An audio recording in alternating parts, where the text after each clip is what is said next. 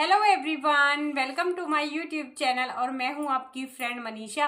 तो फ्रेंड्स, आज की जो वीडियो है उसका टॉपिक होने वाला है कि प्रेगनेंसी के दौरान प्रेग्नेंट लेडी को कौन कौन सी चीज़ें खानी चाहिए और कौन कौन सी चीज़ों को अवॉइड करना चाहिए ताकि उसका जो लेबर पेन है वो जल्दी से आ जाए और उसकी जो डिलीवरी है वो नॉर्मल डिलीवरी हो जाए। तो एक प्रेग्नेंट लेडी को ये सारी बातें बहुत ज़रूरी होती है जानना कि उन्हें कौन कौन सी चीज़ें प्रेगनेंसी के दौरान खानी चाहिए और कौन सी जो चीज़ें हैं उसके खाने से उसको नुकसान होता है। क्योंकि अगर प्रेग्नेंट लेडी को इसके बारे में नहीं पता होगा तो उसे वो चीज़ें खाने से बहुत जल्दी बहुत सारे नुकसान हो सकते हैं। जैसे उसे मिसकैरेज की समस्या हो सकती है, प्रीमेच्योर डिलीवरी की समस्या हो सकती है और यहाँ तक कि उसके जो बच्चे का विकास है वो भी इन चीज़ों को खाने से रुक जाता है। तो इसी बारे में हम इस वीडियो में बात करेंगे। तो वीडियो आप सभी के लिए बहुत ही हेल्पफुल रहने वाली है। हर किसी प्रेग्नेंट लेडी के लिए ये वाली जो वीडियो है यूजफुल रहने वाली है, क्योंकि मैं इसमें आपको वो सारी बातें बताऊंगी जिसके खाने से आपको क्या नुकसान होता है और क्या फायदा होता है। तो फ्रेंड्स, आप सबसे एक छोटी सी रिक्वेस्ट है, अगर आप मेरे चैनल पर नए हो तो प्लीज चैनल को सब्सक्राइब करें। अगर आपको मेरी वीडियो अच्छी लगे तो प्लीज वीडियो को लाइक करें, शेयर करें और आप कोई भी प्रेगनेंसी से रिलेटेड क्वेश्चन मुझसे कमेंट के द्वारा पूछ सकते हैं। तो चलिए फ्रेंड्स, विदाउट टाइम वेस्ट किए हुए हम वीडियो को शुरू करते हैं। फ्रेंड, जनरली आपको ये बताया जाता है फर्स्ट मंथ से ही कि आपको ये चीज़ें खानी है जिससे कि आपके बच्चे का विकास अच्छे से होगा और इन चीज़ों को खाने से आपकी जो डिलीवरी है वो अच्छे से होगी। बट आप लोगों को ये नहीं बताया जाता है कि कौन सी चीज़ें आपको नहीं खानी है जिससे कि आपको बहुत ज़्यादा आपके प्रेगनेंसी में कॉम्प्लिकेशन आ जाएंगी। आपको कौन सी चीजें किस महीने में खानी है और कितनी मात्रा में खानी है ताकि आपकी प्रेगनेंसी में कोई भी कॉम्प्लिकेशन ना आए। फ्रेंड्स, आप सभी को ये चीजें जानना बहुत जरूरी होता है, तभी तो आप अपनी कॉम्प्लिकेशन को कम कर पाएंगी और आपको जब भी अपनी प्रॉब्लम का पता चल जाएगा तो जल्द से जल्द आप उसका सॉल्यूशन भी ढूंढ पाएंगी। तो फर्स्ट जो चीज होती है जो 3 महीने में हमें बिल्कुल नहीं खानी चाहिए वो होता है कच्चा पपीता। तो फ्रेंड्स, आपको 3 महीने में बिल्कुल भी कच्चा पपीता नहीं खाना है, क्योंकि जो कच्चा पपीता होता है वो आपका मिसकैरेज का जो कारण होता है वो बन जाता है। उससे आपका मिसकैरेज होने का बहुत ही खतरा रहता है। तो इसलिए आपको पहले 3 महीने में कच्चा पपीता नहीं खाना चाहिए, क्योंकि जो कच्चा पपीता होता है उसमें कुछ ऐसे एंजाइम्स होते हैं जिन्हें लेटेक्स कहा जाता है। जो लेटेक्स होते हैं वो जैसे ही हम कच्चा पपीता खाते हैं उसके बाद वो गर्भाशय पर दबाव डालते हैं, जिसकी वजह से जो गर्भाशय होता है उस पर दबाव पड़ता है और हमारा जो मिसकैरेज है वो हो जाता है। तो इसलिए आपको 3 महीने में जो पहले 3 महीने होते हैं उनमें कच्चा पपीता नहीं खाना है। आप पका हुआ पपीता पूरी प्रेगनेंसी में खा सकती हैं, बट पूरी प्रेगनेंसी में अगर पपीता खाना चाहती हैं तो आपको बिल्कुल येलो पका हुआ पपीता खाना है। आपको ग्रीन कलर का कच्चा पपीता बिल्कुल नहीं खाना है। आपको जो पका हुआ पपीता होता है वो एक लिमिट में ही खाना है, कंट्रोल में रहकर खाना है, ना कि आपको बहुत ज्यादा पपीता खाना है कि आप पूरे दिन में सिर्फ पपीते का ही सेवन करें, उसकी उसी फ्रूट्स को खाएं। तो वो आपको नहीं खाना है, उसका भी आपको सेवन नहीं करना है पके हुए पपीते का बहुत ज्यादा। अब सेकंड बात करते हैं कि पहले 3 महीने में प्रेग्नेंट लेडी को अनानास भी बिल्कुल नहीं खाना है, क्योंकि अनानास में भी कुछ तरह के एंजाइम्स पाए जाते हैं जो यूट्रस पर दबाव डालते हैं, जिसकी वजह से जो मिसकैरेज की समस्या उत्पन्न हो जाती है। तो इसलिए आपको अनानास बिल्कुल नहीं खाना है। आपको अनानास का जूस भी नहीं पीना है और जो डिब्बा बंद अनानास आते हैं उनका भी सेवन आपको नहीं करना है, क्योंकि अगर आप ऐसा करती हैं तो एक तो आपको मिसकैरेज की समस्या हो जाती है, दूसरा आपकी जो प्रीमेच्योर डिलीवरी भी इन सब चीज़ों का सेवन करने से हो सकती है। तो थर्ड जो चीज़ होती है वो होती है मछली। आप मछली का भी सेवन प्रेगनेंसी के दौरान ना करें।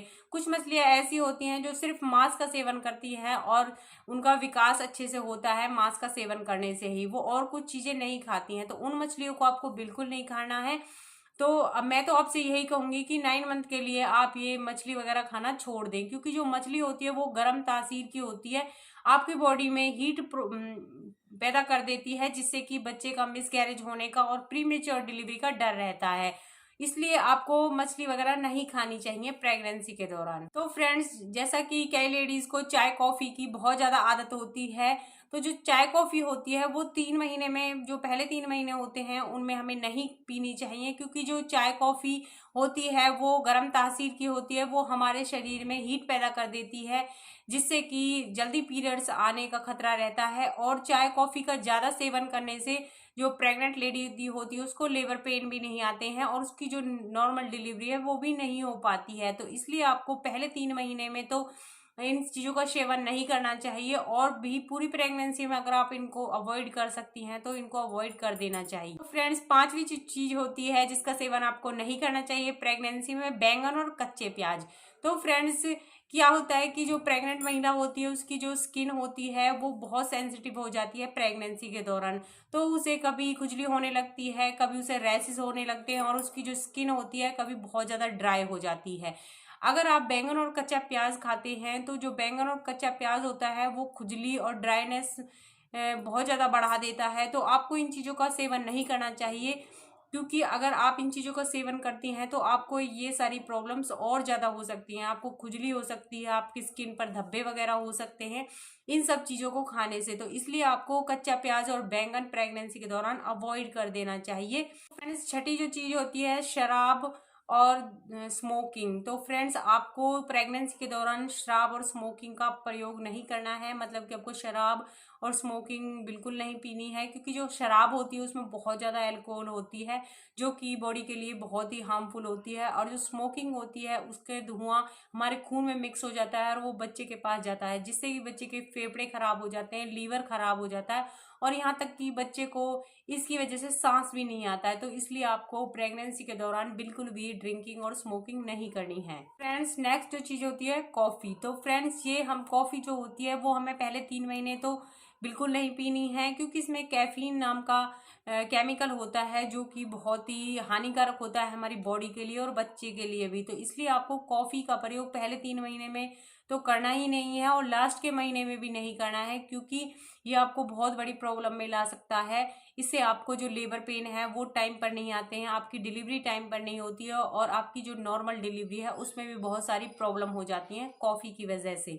आप पहले 3 महीने में कॉफ़ी का सेवन करती हैं तो आपका मिसगैरेज भी हो सकता है, और लास्ट के महीने में आप कॉफ़ी का सेवन करती हैं तो प्रीमेच्योर डिलीवरी हो सकती है, या फिर आपको जो लेबर पेन है वो नहीं आते हैं कॉफ़ी की वजह से। तो इसलिए आपको कॉफ़ी का बिल्कुल सेवन छोड़ देना चाहिए प्रेगनेंसी के दौरान। फ्रेंड्स, नेक्स्ट जो चीज़ है वो होती है मिठाई।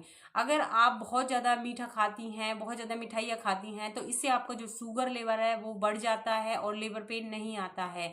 तो इसलिए आपको अपना प्रेगनेंसी के दौरान शुगर का जो लेवल है उसको कंट्रोल करके रखना है, और आपको कम मिठाई खानी है। आपको ऐसा नहीं है कि आपका मीठा खाने का मन कर रहा है तो भर भर के मिठाइयाँ खा रही हैं, तो ऐसा आपको बिल्कुल नहीं करना है। मीठा आपको बिल्कुल नहीं खाना है, ताकि आपकी जो प्रेगनेंसी है वो एकदम से स्मूथली चले और आपको लेबर पेन अच्छे से आ जाए और आपकी जो डिलीवरी है वो नॉर्मल डिलीवरी हो जाए। मिठाई खाने से एक प्रॉब्लम और होती है, आपको कब्ज़ वगैरह की प्रॉब्लम हो जाती है, जो कि कब्ज़ बहुत बेकार होती है प्रेगनेंसी में, वो नॉर्मल डिलीवरी नहीं हो पाती है कब्ज़ की वजह से आपकी। नेक्स्ट जो चीज़ होती है वो होती है आपको, जैसे आप बाहर का कोई भी जंक फूड वगैरह खाती हैं उसको प्रेगनेंसी के दौरान आपको बिल्कुल नहीं खाना है, क्योंकि अगर आप बाहर का बहुत ऑयली जो खाना है वो खाती हैं तो आपको कब्ज़ की प्रॉब्लम हो सकती है। और कब्ज़ से क्या होता है, लास्ट के महीने में अगर आपको 8 मंथ में कब्ज़ हो जाती है तो आप बार बार ही आप प्रेशर करोगे फ्रेश होने के लिए, जिससे कि जो बच्चादानी है वो मुंह खोल लेती है और आपकी प्रीमेच्योर डिलीवरी हो जाती है।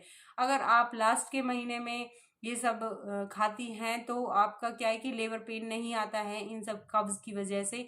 तो इसलिए आपको जो बाहर का खाना है वो बिल्कुल अवॉइड कर देना है। आपको जो चाइनीज़ फूड होते हैं उनको भी अवॉइड कर देना है, क्योंकि उनमें बहुत सारे केमिकल पाए जाते हैं, जैसे विनेगर वगैरह उनमें डाला जाता है, सॉस डाली जाती है, उनमें केमिकल होती है। और केमिकल तो आपको पता ही है हमारी बॉडी के लिए तो हार्मफुल होता है, और हमारे जो बच्चा पल रहा होता है पेट में उसके लिए भी हानिकारक होता है। तो इसलिए आपको जो चाइनीज़ फूड वगैरह होते हैं उनका सेवन नहीं करना है प्रेगनेंसी के दौरान।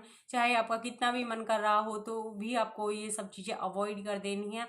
और जैसे आपको कोई डिब्बा बंद जो प्रोडक्ट होते हैं मार्केट में उनका भी सेवन नहीं करना है, क्योंकि उन्हें स्टोर करने के लिए किसी केमिकल का यूज़ किया जाता है ताकि वो फ्रेश रहें, वो गले सड़े ना। तो इसलिए आपको उन चीज़ों का भी बहुत कम यूज़ करना है। आपको पैकिंग वाली जो चीज़ें होती हैं वो नहीं खानी है। आप डेयरी के जो भी सामान होते हैं, जैसे पनीर होता है, वो बहुत दिन का पनीर होता है, स्टोर किया हुआ होता है, उसमें कुछ केमिकल ही मिलाते हैं तभी तो फ्रेश रह पाता है। और जैसे दही होता है या लस्सी होती है या फिर जो पॉलीथीन वाला दूध होता है, उन सब का आपको प्रयोग बिल्कुल नहीं करना है प्रेगनेंसी के दौरान। आप फ्रेश दूध ले सकती हैं, फ्रेश दही अपने घर में जमा सकती हैं, फ्रेश पनीर भी बना सकती हैं।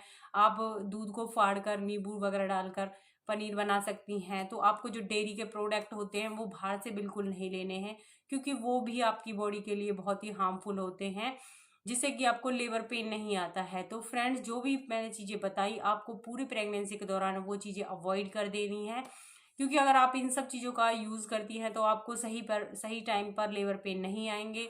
और जब सही टाइम पर आपको लेबर पेन नहीं आएंगे तो आपकी जो डिलीवरी है वो भी सही टाइम पर नहीं होगी, नॉर्मल डिलीवरी भी नहीं होगी। जब पेन ही नहीं आएंगे तो जो आपकी डिलीवरी है वो होगी कैसे? तो आपकी सी सेक्शन से डिलीवरी होगी। तो आप चाहती हैं कि आपकी समय पर लेबर पेन आए, डिलीवरी अच्छे से हो, नॉर्मल डिलीवरी हो, तो आपको मेरी बताई हुई सारी टिप्स को फॉलो करना है। आपको ये सारी जो चीज़ें हैं वो 9 मंथ के लिए अवॉइड कर देनी है। तो आई होप मेरी वीडियो आपको अच्छी लगी होगी। वीडियो अच्छी लगे तो लाइक कर देना, शेयर कर देना। चैनल पर अभी तक आपने सब्सक्राइब नहीं किया है तो प्लीज़ सब्सक्राइब ज़रूर करना। पूरी वीडियो देखने के लिए आप सभी का धन्यवाद। मिलते हैं नेक्स्ट वीडियो में।